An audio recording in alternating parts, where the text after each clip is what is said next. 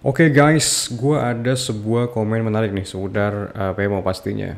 Dan gue rasa ini worth it untuk kita bahas sekarang. Sekalian gue juga bakal jelasin ke lu tentang scientific reasoning, alasan ilmiah di baliknya. Jadi kita sama-sama baca dulu, let's go komentarnya tuh kayak gimana. Pokoknya setiap relapse malam, paginya kerja ketemu teman-teman kantor cewek malah menghindar aja nggak bisa natap. Terus energinya juga kayak seolah-olah si cewek kayak males juga ngeliat kita. Rasain seminggu tahan atau 5 hari nggak PMO, mulai membara lagi percaya dirinya. Ini tuh pola yang setiap cowok yang habis PMO pasti alami gitu.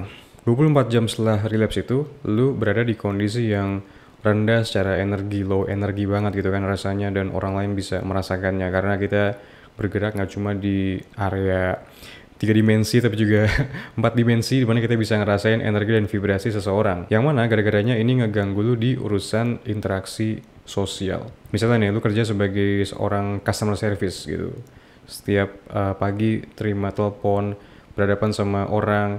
Nah, setiap abis relapse, performa lu di urusan kerjaan customer service ini jadi terganggu karena lu nya kayak menampilkan aura yang kurang bersemangat pas berhadapan sama customer. Entah pas ketemu langsung atau melalui telepon, kebaca dari suaranya gitu.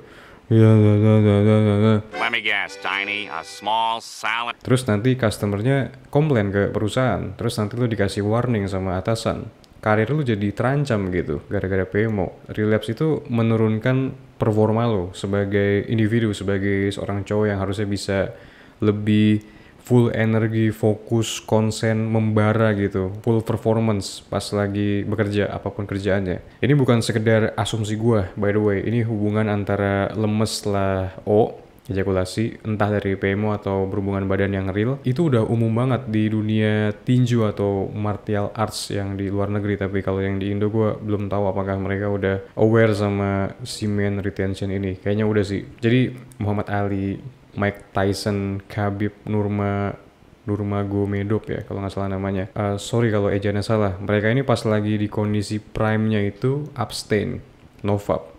Karena mereka paham ejakulasi sebelum pertarungan di malam harinya, pas pagi harinya itu membuat mereka jadi lemes pas di ring. Bahkan sekelas Jake Paul aja pernah diwawancara, dia ngerti sama hal ini. Katanya pelatihnya tahu kalau misalnya semalamnya dia habis berhubungan badan, paginya tuh kelihatan dari auranya dia lebih kurang nendang, lebih kurang greget keesokan harinya.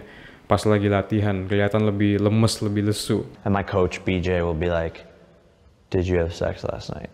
You can tell without me even saying anything. Hey guys, sebelum kita lanjut, gue mau ngasih tahu sedikit bahwa ebook terbaru gue sudah rilis, Rebut Kembali Mahkotamu King. Ebook ini cocok banget buat lu anak muda yang udah muak selama ini jadi cowok lemah dan pengen level up menjadi versi terbaik dari diri lu. Isi ebook ini otentik berdasarkan pengalaman pribadi, jadi lu akan banyak belajar ilmu mahal dari jatuh bangun gue selama bertahun-tahun lamanya ngembangin diri di segala aspek. Lu bisa klik link di deskripsi untuk dapetin ebook ini. Sekarang kita balik ke video yang lu tonton.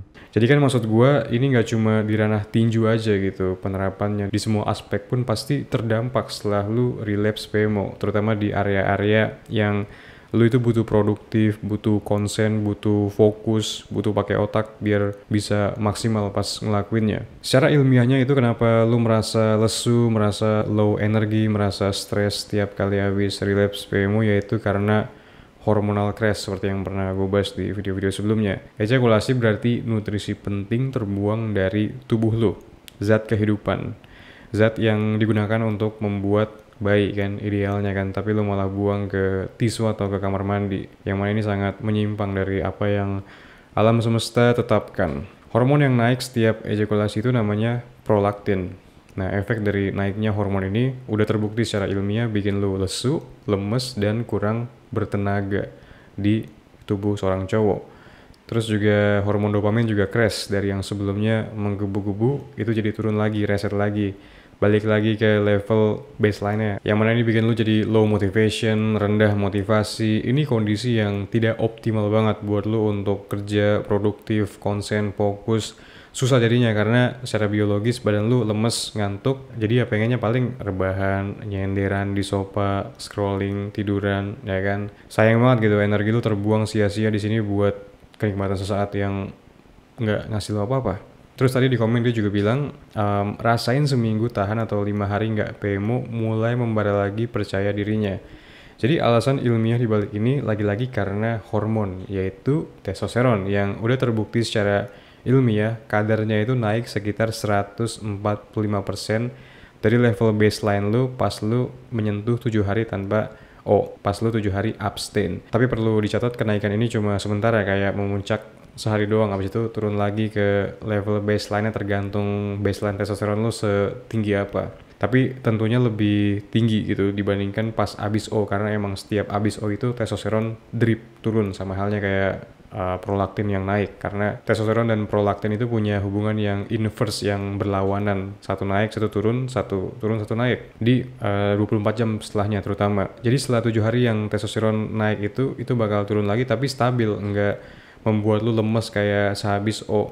Jadi lebih energinya lebih healthy, lebih stabil lah gitu. Nah, rasa membara yang lu alami di hari ke-7 tanpa PMO, tanpa ejakulasi itu karena testosteron kan lagi memuncak kan. Nah, disinilah yang membuat lu merasa energi lu full, lu merasa pede, merasa ready buat menaklukkan dunia, lebih menarik di mata lawan jenis karena lawan jenis melihat lu lebih subur karena sperma lu yang tersimpan. Tapi tetap ada warning juga di sini, yaitu karena testosteron lagi naik-naiknya, maka lu akan lebih rentan buat sakne. Lu akan lebih bersemangat. Godaan PMO mungkin bakal juga lebih kuat di sini.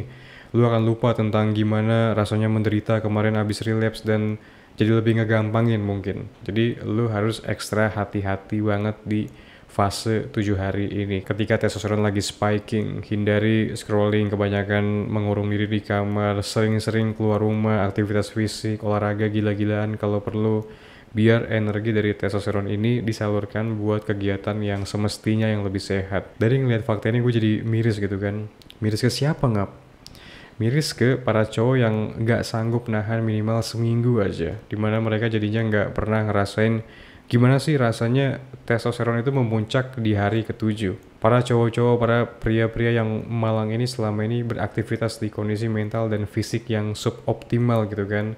Ketika mereka relapse-nya setiap hari atau setiap 3-4 hari sekali karena belum pernah ngerasakan spiking tadi. Kayak gimana ya analoginya, kayak lu ke daerah pegunungan yang indah, yang penuh kebun dan tumbuh-tumbuhan dan flora dan fauna yang berwarna beraneka ragam, tapi cowok yang relapse-nya itu setiap hari atau setiap 3-4 hari sekali, itu ngelihatnya kayak pakai kacamata hitam putih. Jadi mereka ngelihatnya warnanya ya monokrom aja, hitam putih, nggak menarik, nggak menggairahkan.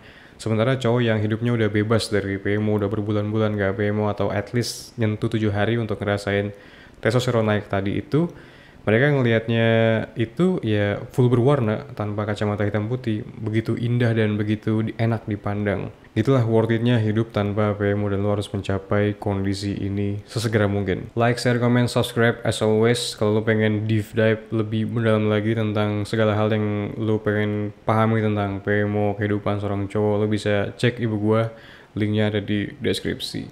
Oke, kita berjumpa lagi di video selanjutnya. Peace.